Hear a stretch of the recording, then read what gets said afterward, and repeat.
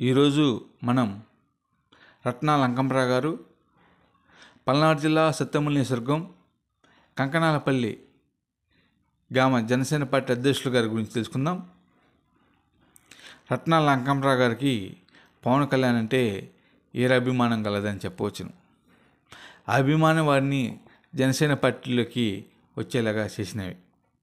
జనసేన పార్టీలోకి వచ్చేలా చేయటమే కాకుండా జనసేన పార్టీని ఉమ్మడి గుంటూరు జిల్లా వ్యాప్తంగా కూడా మంచి కేజీ వచ్చేలాగా చేయడంలో వీరి కృషి అమోఘము అద్భుతం కూడా చెప్పవచ్చును.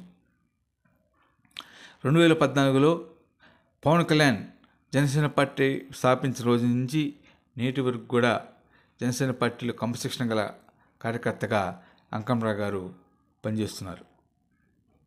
2014 ఎన్నికల్లో జనసేన పార్టీ ఎన్నికల సమయం కొద్ది రోజుల ముందలే ప్రారంభించడం జరిగింది. ఆ సమయంలో పవన్ కళ్యాణ్ గారు పోటీ చేయకపోయినప్పటికీ అప్పటి బీజేపీ టీడీపీ అభ్యర్థులకు మద్దతు తెలపడం జరిగింది. 2014 ఎన్నికల్లో సత్తెమల్లి నియోజకవర్గం నుంచి టీడీపీ అభ్యర్థిగా పోటీ చేసిన మాజీ మంత్రివర్యులు మాజీ స్పీకర్ డాక్టర్ కోడెల శివప్రసాదరావు గారిని గెలిపించడంలో అంకంరావు గారి కృషి ఎనలేదని కూడా చెప్పవచ్చును. ఆ సమయంలో జనసేన సైనికులు అన్ని ఓట్లు కూడా టీడీపీ అభ్యర్థి అయిన కోడెల గెలుపులో క్రియాశీలక పాత్రను పోషించినాయని కూడా చెప్పవచ్చును. అదేవిధంగా 2019 ఎన్నికల్లో కూడా జనసేన పార్టీ అభ్యర్థికి మంచి ఓట్లు వచ్చేలాగా కృషి చేయడంలో అంకంరావు గారు ఎంతో ముందున్నారని కూడా చెప్పవచ్చును. మొన్న జరిగిన 2024 ఎన్నికల్లో కూడా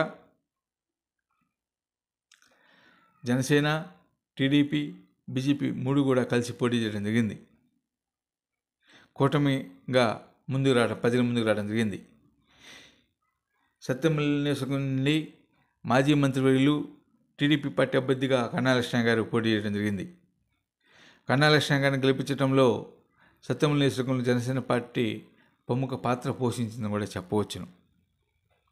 జనసేన పార్టీ ఓట్లను కానీ అన్నీ, అదేవిధంగా బీజేపీ పార్టీ ఓట్లన్నీ కూడా టీడీపీ అభ్యర్థి అయిన కన్నా లక్ష్మణ గారికి బదలాయించడం వల్లనే సత్తెమల్లి నియోజకవర్గ చరిత్రలో ఏ ఎమ్మెల్యే రానంత ఓట్ల మెజార్టీ వచ్చిందంటే దానికి జనసేన పార్టీ ప్రముఖ పాత్ర పోషించిందని కూడా అంకంరావు గారు ఎంతో గర్వంగా తెలియజేస్తున్నారు.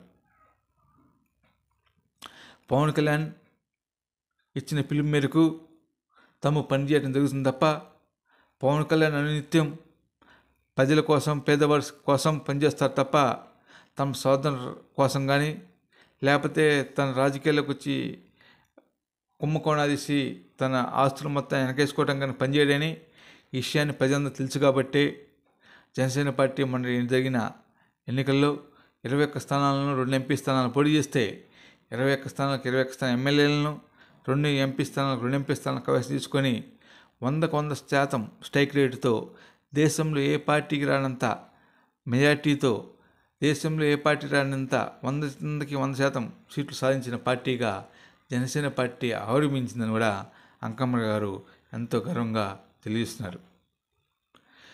జనసేన పార్టీ పవన్ కళ్యాణ్ గారు ఆనాడు జగన్మోహన్ రెడ్డి చేసిన అరాచక పాలనలను, అదేవిధంగా జగన్మోహన్ రెడ్డి చేసిన సైకో పాలనను పోవాలంటే ప్రభుత్వ వ్యతిరేక ఓటు సెలకొనాలనే ఉద్దేశంతో టీడీపీ బీజేపీ పార్టీలో కలవడం జరిగింది.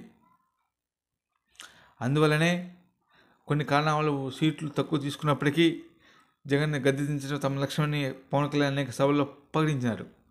ఆ ప్రకటనన్నింటిని కూడా జనసైనికులు ఒక ఛాలెంజ్గా తీసుకొని పవన్ కళ్యాణ్ ఇచ్చిన పిలుపు మేరకు జగన్మోహన్ రెడ్డిని గద్దె దించి కూటమి ప్రభుత్వాన్ని అధికారం తీసుకురావడంలో జనసేన పార్టీ క్రియాశీలక పాత్ర పోషించిన సంగతి రాష్ట్ర వ్యాప్తంగా ప్రజలందరూ తెలిసిన సత్యమని కూడా అంకంరావు గారు అంటున్నారు. కూటమిలో పవన్ కళ్యాణ్ గారు క్రియాశీలక పాత్రను పోషించినారని కూడా చంద్రబాబు నాయుడు గారు కానీ నరేంద్ర మోడీ గారు కానీ అనేక సభల్లో పాటించారంటే కూటమి అధికారం రావడంలో పవన్ కళ్యాణ్ గారి కృషి ఎంతుందో దాన్ని బట్టి మనకు అర్థమవుతుందని కూడా అంకంరావు గారు అంటున్నారు.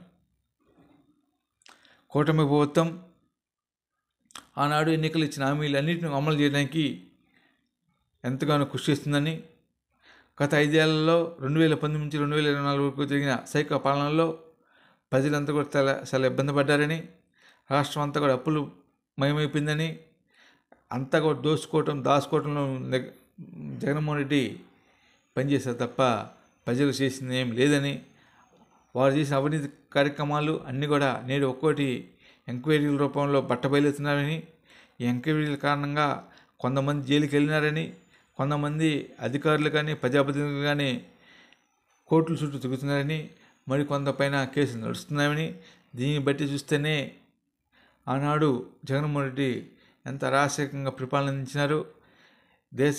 రాష్ట్రంలో ఉన్న సహజ వనరులు కానీ ప్రజల సంపదను కానీ మొత్తం దోచుకొని తన బినామీలకు తన కుటుంబ సభ్యులకు పంచారనే సంగతి నేడు జరుగుతున్న ఎంక్వైరీలో బయటపడుతున్న విషయాన్ని ప్రజలందరూ గమనిస్తున్నారని కూడా చెప్పవచ్చును. పవన్ కళ్యాణ్ గారు ఇప్పటికి అనేక మార్లు చెప్పినారు, మళ్ళా చెబుతున్నారు.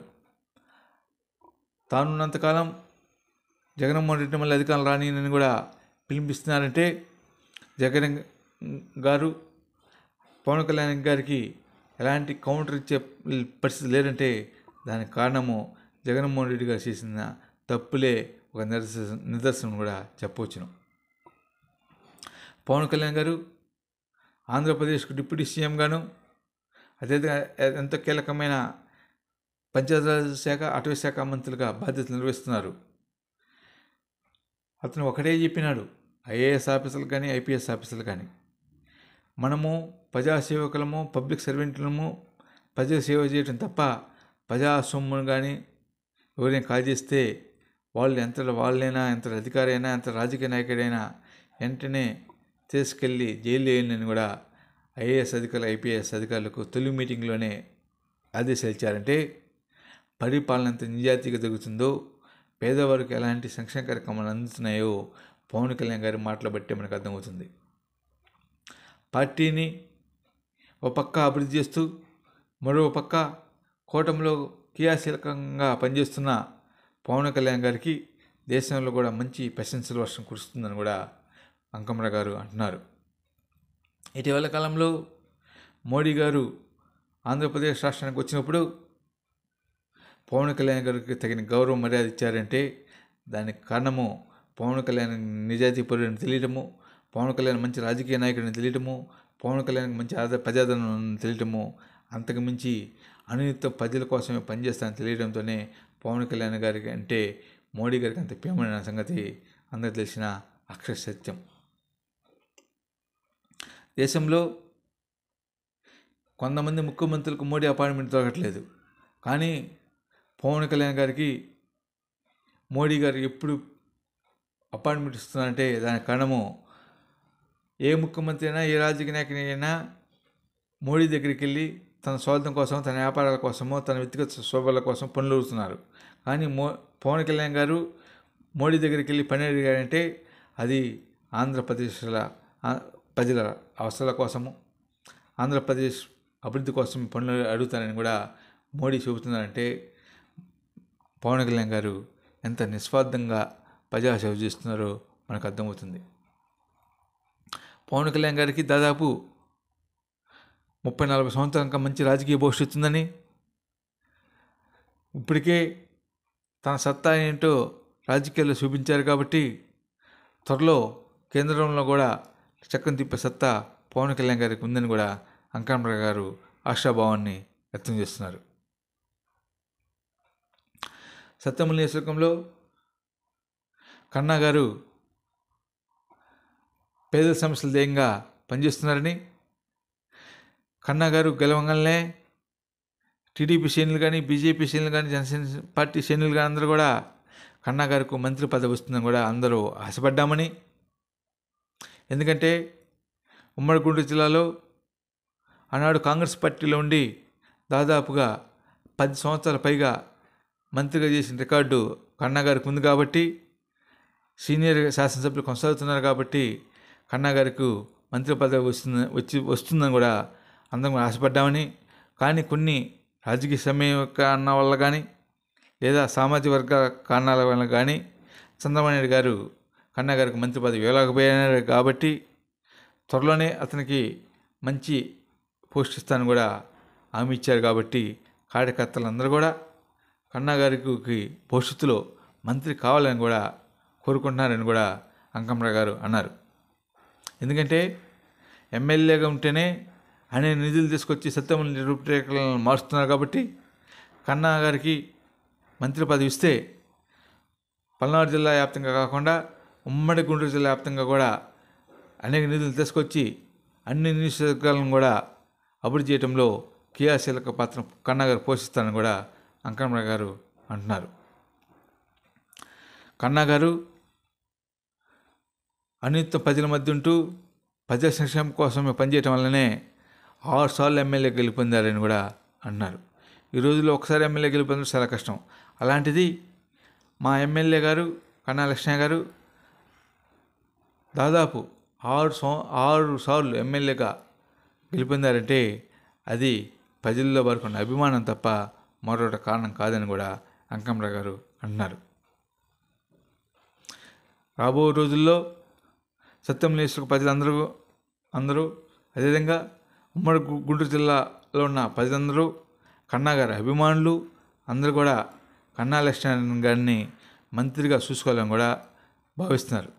చంద్రబాబు నాయుడు గారి క్యాబినెట్లో కన్నా లక్ష్మణ గారు మంత్రిగా పనిచేస్తే ఉమ్మడి గుంటూరు జిల్లా రూపురేఖలు మారతాయని, అత్యధిక నిధులు తీసుకొచ్చి సత్యమల్లి గారిని కూడా అభివృద్ధి చేసి సత్యమల్లిని కూడా మరింతగా రూపురేఖలు మార్చి అనేక సౌకర్యాలు కల్పిస్తారని కూడా సత్యమల్లి ప్రజలందరూ భావిస్తున్నారని, చంద్రబాబు నాయుడు గారు మా సత్యమల్లి ప్రజల ఆశయాల ఆకాంక్షల అనుగుణంగా కన్నా గారు సీనియారిటీని దృష్టిలో ఉంచుకొని ఎంతోమంది ముఖ్యమంత్రుల దగ్గర పనిచేసిన అనుభవాన్ని దృష్టిలో ఉంచుకొని రాబోయే రోజుల్లో మా సత్యమల్లి నియోజకవర్గానికి అనేక నిధులు ఇచ్చి మా నియోజకవర్గ ఎమ్మెల్యే అయిన మాజీ మంత్రివర్యులు అయిన కన్నా లక్ష్మయ్య గారిని చంద్రబాబు నాయుడు గారి క్యాబినెట్లో మంత్రిగా చూసుకోవాలని కూడా సత్యమల్లి ప్రజలందరూ భావిస్తున్నారు. కాబట్టి చంద్రబాబు నాయుడు గారు దయచేసి మంచి మనసుతో మీ ఆశీస్సులతో మా ఎమ్మెల్యే కన్నా లక్ష్మయ్య గారిని